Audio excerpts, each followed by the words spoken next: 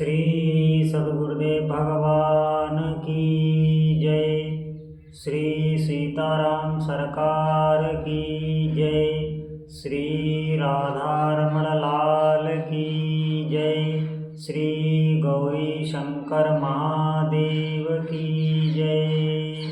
सभी दर्शकों और भक्तों को कोटि कोटि प्रणाम। सबको प्रेम भरा जय जय श्री राधे, जय जय श्री सीताराम।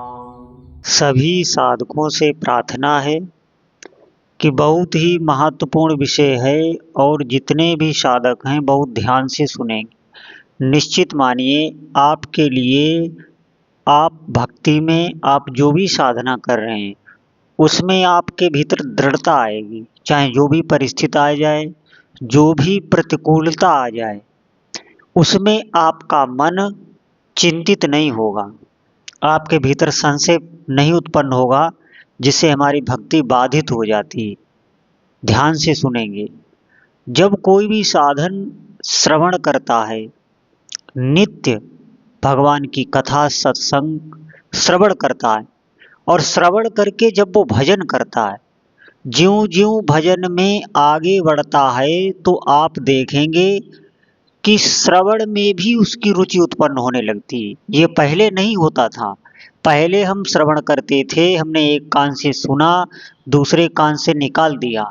लेकिन सत्संग में जो उसकी सार, जो महत्वपूर्ण ऐसे सूत्र होते हैं जो हमें गिराने से भक्ति में आगे बढ़ाने में जो हमें सहायता करते हैं, ऐसे सूत्रों को साधक पकड़ पाता है जब वो भजन परायण अर्थात नाम जप करता है या मंत्र जप करता है। अधिक से अधिक, जितना अधिक वो नाम जप करेगा, इस बात पर आप ध्यान देना, उतना ही सत्संग की सूक्ष्म जो सूत्र हैं उन सूत्रों को वो मनन करके धारण कर पाएगा और उन पर चल पाएगा। नहीं तो चल नहीं सकता। जब तक भजन नहीं है तब तक वो चाहे जितना भी सुन ले वो चल नहीं सकता। आप चल तभी पाएंगे। भजन आपके जीवन में तभी उतरेगा जितना अधिक आप जप करेंगे। आप ध्यान दें, आप हमारी इन बातों को भले ही कोरी कल्पना समझें, लेकिन निश्चित मानिए आप अधिक से अधिक जप कीजिए तो श्रवण का भी आनंद आपको अनुभव होगा और आप फिर अनुभव कर पाएंगे कि हमारे मन में जो, जैसे हमारा जो विचारों का प्रवाह होता है वो कई तरह का होता है। कई बार ऐसे नकारात्मक विचार, ऐसे उल जलूल इस संसार के प्रपंच के विचार जो व्यर्थ ही हमारे चित्त की शक्ति को खर्च करते रहते हैं, आप देखेंगे कि ये बिल्कुल नष्ट हो गए। फिर आपके भीतर जो विचार आएंगे उन विचारों से आप आनंदित रहेंगे। आप निश्चित मानिए ये हर्ष का, उत्साह का, आनंद का मार्ग है।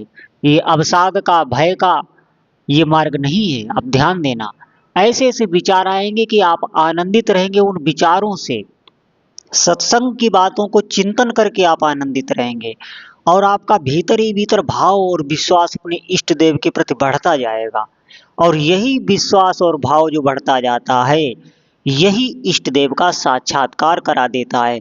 संसार की भोगों की तो बात ही क्या है, कामनाओं की तो बात ही क्या है, वो भगवान को प्राप्त कर लेता है, निश्चित मानिए। और ऐसा साधक जब निष्ठा से आगे बढ़ता है तो संसार के जितने भी भोग पदार्थ हैं उसके आगे पीछे नाचने लगते हैं। आप निश्चित मानिए। बिल्कुल, मैं ये इसलिए कहता हूँ और सत्संग में कि आप धन संपदा इसकी बिल्कुल परवाह ही ना कीजिए। आप भगवान के नाम को पकड़िए, महत्व बुद्धि उसमें दीजिए। ये सब अपने हाथ ही मिलता है। निश्चित मानिए, जिस पर प्रभु की कृपा होती है भगवान की माया भी उस पर कृपा करने लगती है। निश्चित मानिए, और वो फंसाने वाली नहीं होती, क्योंकि जो हमेशा भजन परायण है, जो बिल्कुल प्रभु की तरफ ही निहारता रहता है, उन्हीं का नाम रटता रहता है, उसकी माया भी संभाल करती है, देखभाल करती है। तो भजन तभी आप कर पाएंगे जब आप अधिक से अधिक सत्संग सुनेंगे। जितना अधिक आप सत्संग सुनेंगे, आप देखेंगे, आप भजन सत्संग ये दोनों आप ऐसे बहुत आवश्यक हैं। जब तक जीवन में सत्संग नहीं है तो भजन नहीं होगा, और भजन है तो सत्संग में आपकी उतनी ही रुचि बढ़ती चली जाएगी। इन दोनों को धारण करना पड़ता है। केवल जब तक आप कथा श्रवण नहीं कर रहे हैं, भगवान के नाम जप का महत्व नहीं सुन रहे हैं, आप नाम जप नहीं कर सकते, आप साधना नहीं कर सकते। आप देखेंगे इस मन को संभालना बहुत कठिन है।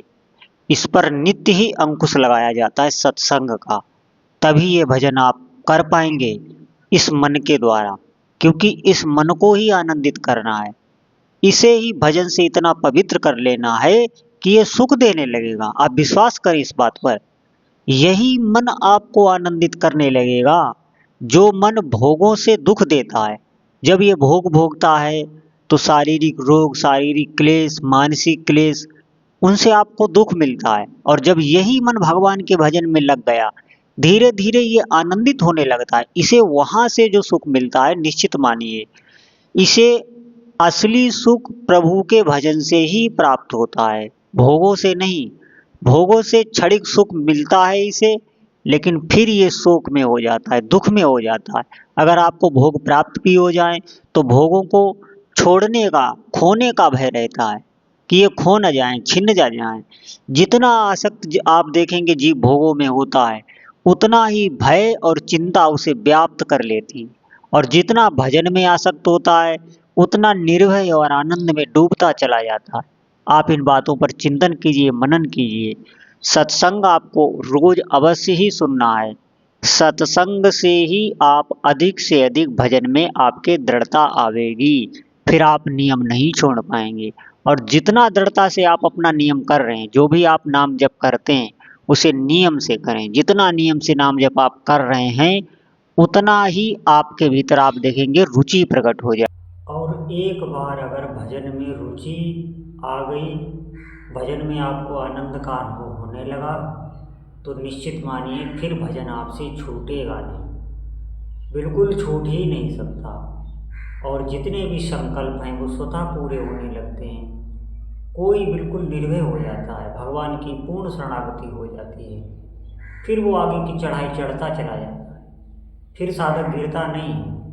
जब तक भजन में रुचि नहीं आ रही, जब तक भजन में हमें आनंद का अनुभव नहीं हो रहा, भजन श्रम लग रहा है, भजन करने में हमें श्रम उठाना पड़ता है, मन संसार की तरफ भागता है, तभी तक हमें अधिक से अधिक श्रम करना है, मेहनत करनी है, भजन पर अभ्यास करना है। तो सभी साधकों से प्रार्थना है, जितना हो सके अधिक से अधिक आप नाम जप करें, नित्य सत्संग सुनें। आप निश्चित मानिए यही जीवन का परम लाभ है, और इसी जीवन में, इसी जन्म में आपको भगवान का अनुभव होगा। तो सभी साधकों से प्रार्थना है, अधिक से अधिक नाम जप करें। बोलो जय जय श्री सीताराम।